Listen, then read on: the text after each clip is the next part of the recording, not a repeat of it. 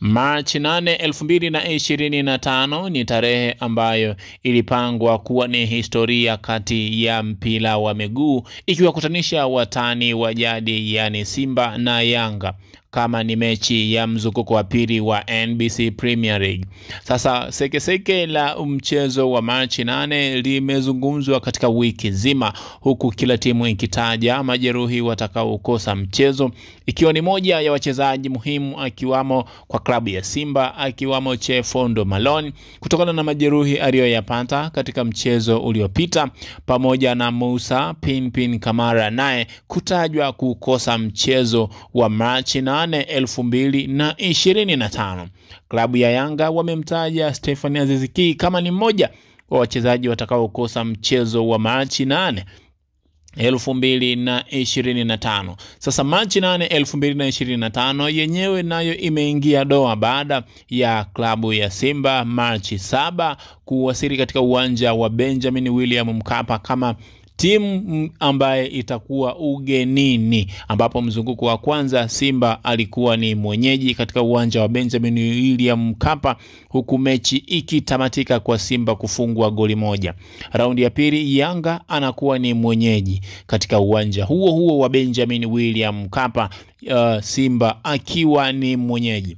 Sasa Simba akiwa ni mwenyeji amewasili katika uwanja wa Benjamin William Mkapa hapo jana katika kufanya mazoezi yake ya mwisho kuelekea mchezo wa March 8.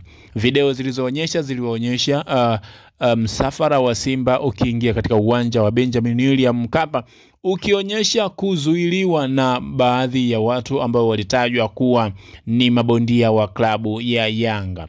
Kinachotajwa ni klabu ya Simba kuzuiliwa katika kuingia katika uwanja wa Benjamin William Mkapa katika kufanya mazoezi yao ya mwisho kuelekea mchezo wa March 8, 2025.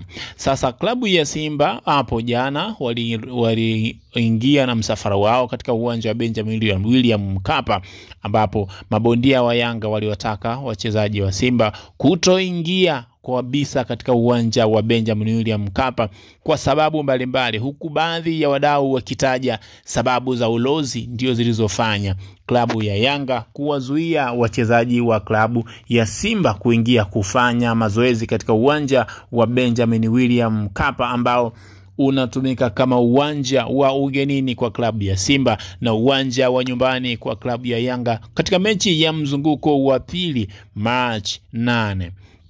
Klabu ya Simba baada ya taarifa hizo na kugomewa kuingia uwanjani, waliondoka na msafara kuondoka kuelekea sehemu yao ya makazi ya makao makuu ya klabu ya Simba, huku muda ukitumika mwingi sana katika sakata la kuingia na kuto kuingia katika uwanja wa Benjamin William Mkapa.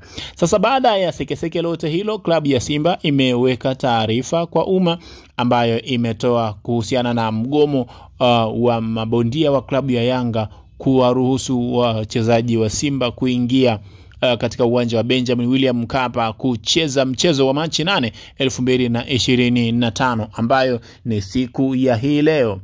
Taarifa inasomwa kama ifuatavyo. Mimi ninasoma taarifa ambayo klabu ya Simba imeiweka official.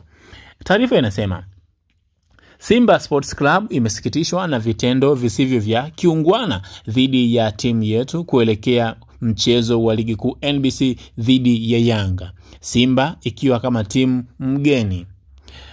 Kwa mujibu wa kanuni ya 17 kifungu cha 45 ya kanuni za ligi kuu bara, timu mgeni ina haki ya kufanya mazoezi kwenye uwanja wa mechi angalau mara moja kabla ya siku ya mechi katika uwanja tarajiwa wa mchezo husika. Kwa makusudi, Simba imenyimwa haki hiyo ya kufika uwanjani katika muda husika. Katika sintofahamu, Simba iliarifiwa na meneja wa uwanja kuwa hana maelezo ya kuruhusu mazoezi kufanyika bila maelezo ya kamishna wa mchezo.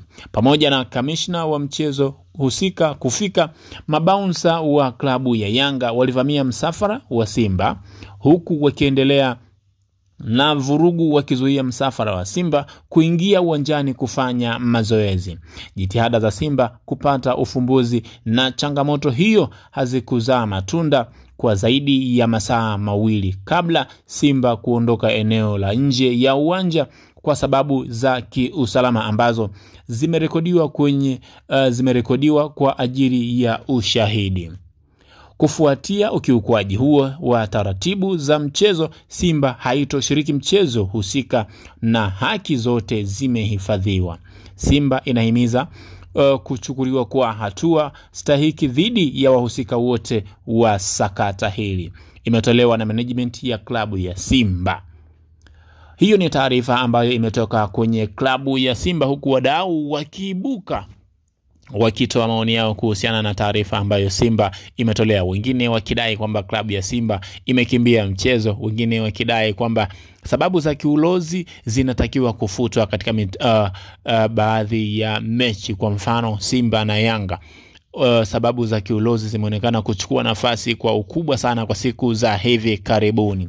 Sasa sakata hili la mabondia wa klabu ya Yanga kuwazuia wachezaji wa Simba pamoja na msafara wa klabu ya Simba kuingia katika uwanja wa Benjamin William Mkapa zimefanya zuio la mchezo wa Machi 8, 2025 kuingia na doa, ambapo klabu ya Simba imetangaza rasmi kutoshiriki mchezo wa Machi 8 ambayo ni siku ya hii leo.